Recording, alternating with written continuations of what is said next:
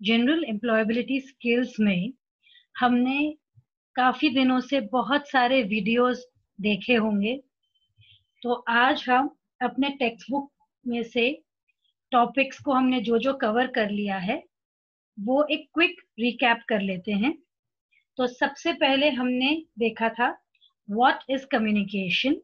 तो कम्युनिकेशन है आपका exchange of information by signs and signals, speaking, writing, or using some other medium and means. तो आपका learning objectives क्या था इफेक्टिव कम्युनिकेशन का, कि आप सेंडिंग रिसीविंग कर सकें, मैसेज को अंडरस्टैंड कर सकें, डेवलपमेंट ऑफ इंटरपर्सनल स्किल्स कर सकें और अपने आप को अच्छे से एफिशिएंटली एक्सप्रेस कर सकें। हमने बात करी थी कम्युनिकेशन साइकिल की, जिसमें हमने देखा था कि सेंडर रहता है, रिसीवर रहता है और वो कम्युनिकेट करते हैं और फीडबैक चलता रहता है।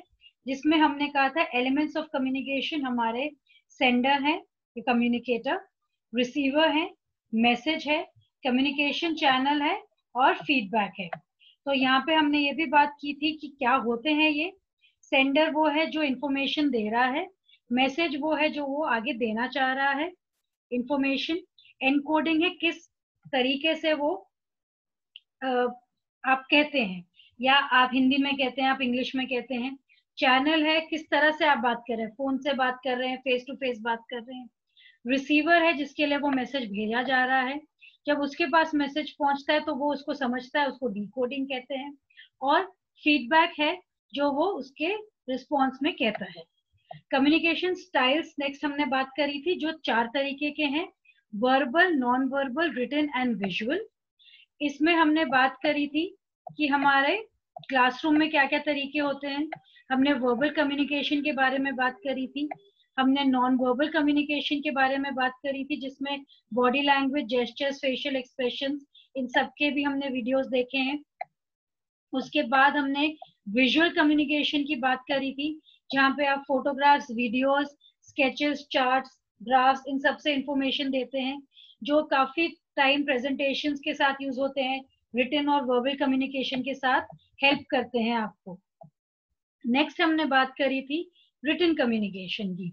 रिटन कम्युनिकेशन है is the act of writing, जहाँ पे आप कुछ लिख रहे हैं, टाइप कर रहे हैं, प्रिंट कर रहे हैं, इंफॉर्मेशन आप किसी को पहुंचा रहे हैं।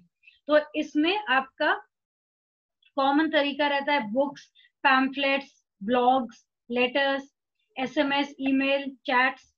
और रिटन कम्युनिकेशन जो है रोजमर्रा का जो आपका काम है उसमें हेल्प करता है, क्योंकि आपका सब कुछ जब रिटन रहता है तो लोग उसको आराम से रेफर कर सकते हैं। तो एडवांटेजेस हमने बात करी थी रिटन कम्युनिकेशन की। मेन एडवांटेजेस है आपका परमानेंट रिकॉर्ड है, ये मेटिकुलस प्रेजेंटेशन है, जिसमें इसका मतलब है कि सब कुछ आप अच्छे से लिखेंगे ताकि आगे जो पढ़ रहा है उसको अच्छे से समझ में आए। नेक्स्ट है हमारा इजी सर्कुलेशन, इसको आराम से आप एक दूसरे तक पहुंचा सकते हैं। आपको अगर कुछ डेटा यूज करना है तो वो भी आप आराम से लिखित रूप में भेज सकते हैं। गुडविल भी प्रमोट होता है, क्योंकि डॉक्यूमेंट अगर अच्छे से लिखा हो तो आपका इंप्रेशन भी अच्छा बनता है। नेक्स्ट हमने बात करी थी डिसएडवांटेजेस ऑफ रिटन कम्युनिकेशन की, जहाँ पे टाइम कंज्यूमिंग है, लिखने में टाइम लगता है, नॉन फ्लेक्सिबल है, एक बार लिख दिया तो आप इसको बदल नहीं सकते हैं, इसमें क्लैरिफिकेशन आप नहीं कर सकते, आपके लिखते टाइम आपके दिमाग में क्या चल रहा था वो जो सामने पढ़ रहा है उसको नहीं पता लगता, और कई बार वो गलत भी उसको इंटरप्रेट कर सकता है। नेक्स्ट हमने बात करी थी advantages of verbal communication skill की। इसके एडवांटेजेस क्या है? फर्स्टली टाइम बचाता है, दूसरा पैसा बचाता है, और तीसरा फीडबैक फटाफट मिलता है। तो इसमें फीडबैक आपको, जैसे आपने बात करी वहां सामने वाले ने सिर हिलाया या उसने हाँ में जवाब दिया, तो आपको पता लग जाता है कि वो समझ पा रहा है मेरी बात। और ये बहुत ही कन्वीनियंट मेथड रहता है, इससे जल्दी जल्दी आप बात कर सकते हैं, दूसरों को अपना इंफॉर्मेशन फटाफट पहुंचा सकते हैं, और इसमें आपको कुछ मटेरियल तैयार भी नहीं करना पड़ता, आप सीधा सीधा बोल सकते हैं। तो डिसएडवांटेजेस क्या है इसमें, कि मतलब बदल सकता है, लंबे मैसेजेस आपको बोलने में दिक्कत हो सकती है, और कई बार इधर से उधर बातें हो जाती हैं तो अननेसेसरी टाइम वेस्ट हो जाता है, इंफॉर्मेशन गड़बड़ पहुंच जाती है और मिसअंडरस्टैंडिंग भी हो सकता है बातों में। कम्युनिकेशन कॉस्ट, इसमें अगर आपको उस भाषा में कम्युनिकेट करना है जो आपको आती नहीं है तो आपको एक ट्रांसलेटर चाहिए होगा, तो कॉस्ट लगेगा। तो हम इसमें कंक्लूड ये करते हैं कि वर्बल कम्युनिकेशन जो है ये हमारे रोजमर्रा का काम करने में बहुत मदद करता है, फीडबैक इसमें जल्दी रहता है और मैसेज इसमें फटाफट पहुंच जाता है। नेक्स्ट हमने बात करी थी नॉन वर्बल कम्युनिकेशन की। ये कॉम्प्लीमेंट्री होता है, जैसे हम बात कर रहे हैं तो अगर आप सामने वाले को देखते हैं तो उसके जो हाव भाव होते हैं उसका वर्बल कम्युनिकेशन के साथ ये जोड़ देता है। साथ में इसके इजी प्रेजेंटेशन होते हैं। तो नॉन वर्बल कम्युनिकेशन आप visual, audio visual, silent mean से आप इसको आराम से प्रेजेंट कर सकते हैं। नॉन वर्बल कम्युनिकेशन आपका सब्स्टिट्यूट कर सकता है वर्बल कम्युनिकेशन का। जैसे आप कमरे में हैं, किसी को आप चुप करने के लिए बोलना चाहते हैं तो आप मुंह पे उंगली लगाएंगे। आप कुछ दिखाना चाहते हैं तो आप उंगली आगे दिखाएंगे, आप सिर हिला के हाँ बोलेंगे। इससे आपका टाइम भी कम वेस्ट होता है क्योंकि आपका फटाफट मैसेज पहुंचता है। तो इसके डिसएडवांटेजेस अब देख लेते हैं। कई बार ये दूसरों को समझ नहीं आता है। आप इसको बात कर सकते हैं और बात को रोक सकते हैं, पर नॉन वर्बल कम्युनिकेशन आप कभी अपना रोक नहीं सकते। आप मल्टी चैनल है, अगर आप किसी की नजरें देख रहे हैं तो उसके हाथ से क्या इंफॉर्मेशन मिल रही है वो आप मिस कर सकते हैं। तो जब भी आप देखिए, अगर इसका एग्जांपल मैं आपको दूं तो आप अपनी मम्मी को देख के या डैडी को देख के पहचान जाते हैं कि आज उनका मूड कैसा है, बिना उनके कहे ही आप उनको देख के पहचान लेते हैं। तो ये आपका नॉन वर्बल कम्युनिकेशन रहता है। और कल्चर बाउंड ये है, जो आपका अपने पेरेंट्स से आया, आपके सोशल गैदरिंग से आया, वो सारे जेस्चर्स आप यूज करते हैं। और किसी और कंट्री में आप या किसी और कम्युनिटी में आप जाएं तो उसका कुछ और अलग मतलब निकल सकता है। तो आपका जैसे स्माइल है वो यूनिवर्सल है, वो सब किसी को स्माइल मुस्कुराता हुआ देखेंगे तो वो समझेंगे कि हाँ ये पर्सन जो है वो खुश है या मुझसे प्यार से पेश आ रहा है। और जहां आप फ्राउन करेंगे या आपने शक्ल ऐसे बनाई है तो सब समझेंगे कि हाँ इसको कुछ बुरा लग रहा है। तो आपका जैसे जेस्चर्स यहाँ पे इन्होंने बताया है, थम्स अप जेस्चर, जब आप अंगूठा दिखाते हैं तो इंडिया में अंगूठा दिखाना कुछ और मतलब होता है और आप कहीं और दिखाते हैं तो उसको थम्स अप माना जाता है। तो ऐसे कल्चर्स में डिफरेंट रहता है। साथ ही में आपके लॉन्ग कॉन्वर्सेशंस, इसमें नॉन वर्बल में आप लंबे लंबी बातें नहीं कर सकते।